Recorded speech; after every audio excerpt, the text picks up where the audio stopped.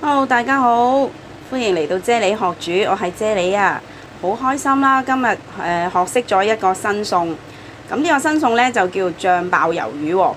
咁我好開心同大家分享啦。咁我哋而家介紹下材料先。首先呢，就有我哋嘅主角啦，魷魚2隻，薑啦，青椒一隻，紅椒半隻，蒜蓉、紅葱頭同埋黃豆醬嘅。咁呢度仲有1茶匙嘅生粉、1茶匙嘅糖、2茶匙嘅豉油同埋2茶匙嘅紹酒嘅。咁材料呢，我哋就介紹完啦。咁我哋而家即刻開始煮啦。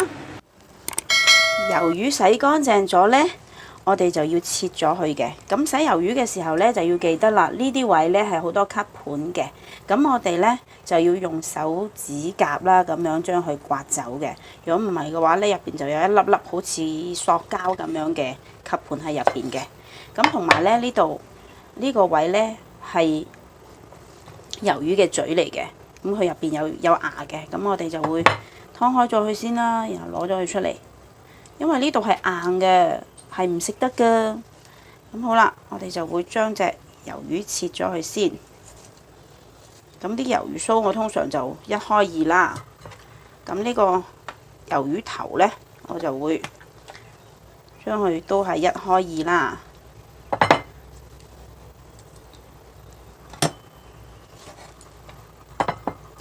咁好啦，到個魷魚身啦。咁我哋輕輕劏開咗佢啦。我哋劏開咗個魷魚之後呢，就將佢呢個魷魚骨拆咗出嚟嘅，掹咗出嚟先。我哋切開咗隻魷魚之後呢，就要將佢呢個翼切咗出嚟啦。跟住呢，我哋要將佢個皮呢撕走佢嘅，因為呢塊皮呢，就係魷魚最腥嘅部分嚟嘅。咁呢2隻翼都係啦，係搣走佢啦。好，咁我哋而家呢，就戒咗魷魚先啦。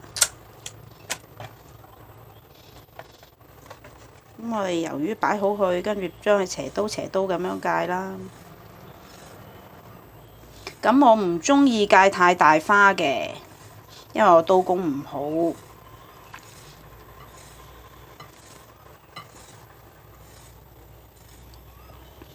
咁我通常呢，就唔會好似啲師傅咁樣戒到佢好花。咁我通常呢，就係大格咁樣戒咗佢交叉咁就算數噶啦。因為都係煮餐屋企飯啫，唔需要去到酒樓大師咁嘅 level 嘅。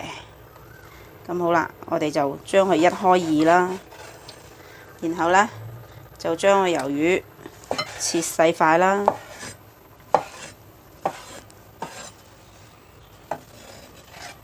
2隻翼都係啦，我哋都將佢戒一戒佢啦。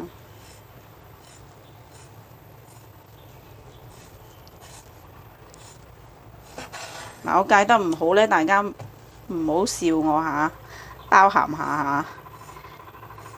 因為我真係只係一個普通嘅家庭主婦。咁我哋而家呢，就切好咗魷魚啦。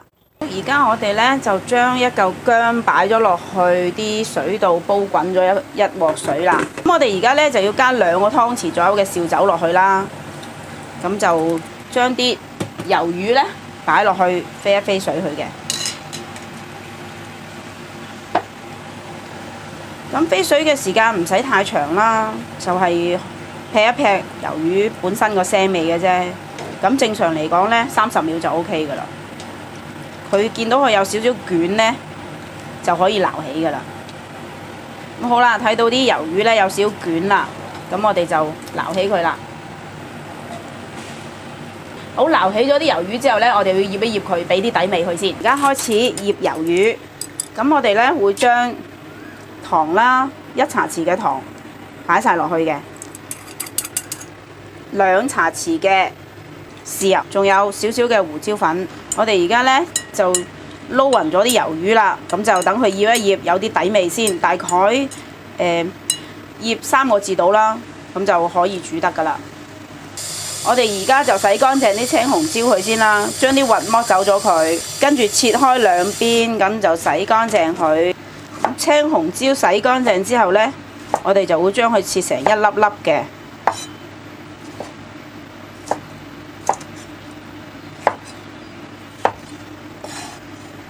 青紅椒我哋就將佢切成咁樣一粒粒啦。好，準備好所需嘅材料之後呢，我哋就即刻開始煮啦。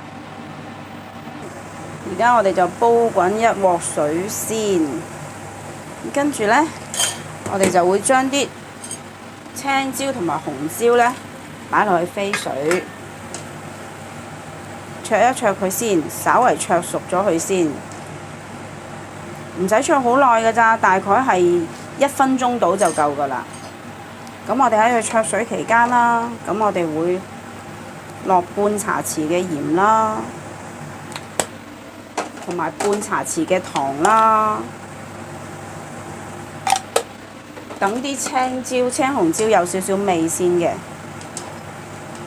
好，睇到紅椒同青椒都漸漸開始變色啦，咁我哋就熄火啦。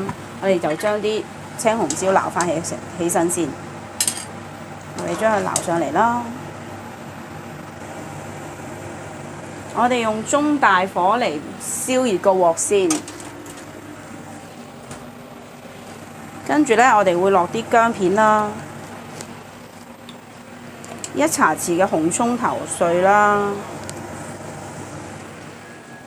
，1茶匙嘅蒜蓉啦，我哋就稍為爆香咗佢先嘅。我哋要聞到蒜蓉、紅葱頭同埋薑嘅香味。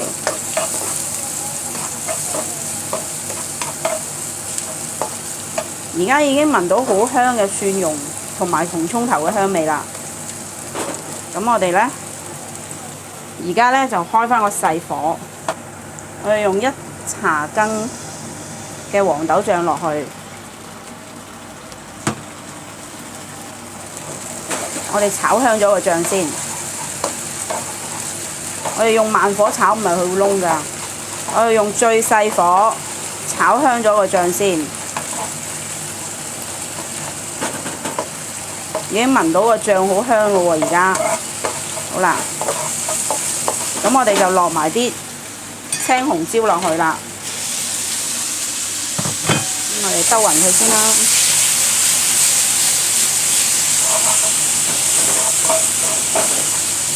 好，已經聞到青紅椒嘅香味啦。最後我哋會落返啲魷魚擺埋落去，咁我哋俾返個大火去啦。咁要炒返啲魷魚嘅，之前飛過水，亦都醃咗有底味㗎啦。咁我哋除咗黃豆醬之外呢，咁就無需落其他嘅調味料㗎啦。睇到啲魷魚攣起啦，咁我呢就會落返大概係2個茶匙嘅紹酒啦，落去等啲魷魚更香嘅。好，啲汁收到七七八八啦，咁我哋就上碟啦。我哋而家熄咗個火先啦，跟住我哋就上碟啦。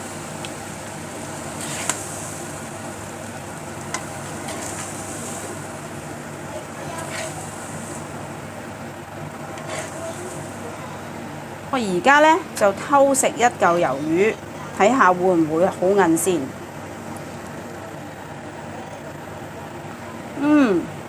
呢個魷魚呢，咁樣煮係好鮮嫩嘅，唔會韌，好有咬口，但係而且呢，佢係腍嘅，唔係硬嗰隻韌嗰隻有咬口，佢係腍嘅，有咬口大，好正。